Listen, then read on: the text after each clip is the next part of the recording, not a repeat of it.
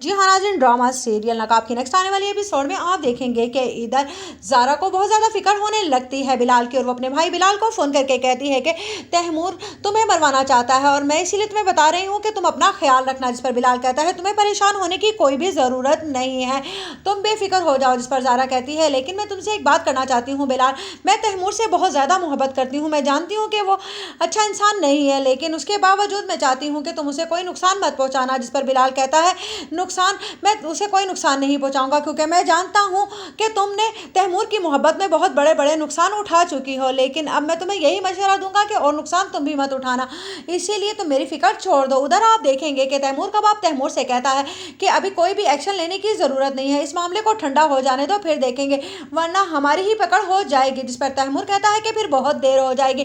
जिस पर आहत कहता है कि तैमूर भाई देर तो पहले ही बहुत हो चुकी है, अब आप किस देर की बात कर रहे हैं। जिस पर तैमूर के मुंह से आखिरकार सच निकल ही आता है कि बिलाल और ईमान की शादी। जिस पर कहता है आहत कि आपको बिलाल और ईमान की शादी से आखिर क्या मसला है, ठीक है ना, उन्हें कर लेने दीजिए अपना शौक पूरा, अगर बिलाल इस कुएं में छलांग लगाना चाहता है तो लगा लेने दीजिए। जिस पर कहता है तैमूर कि सारा ड्रामा ही इसी बात का है क्योंकि मैं ऐसा नहीं चाहता। जिस पर आहत कहता है क्या मतलब है आपका। जिस पर तैमूर कहता है अभी तुम मतलब नहीं समझोगे।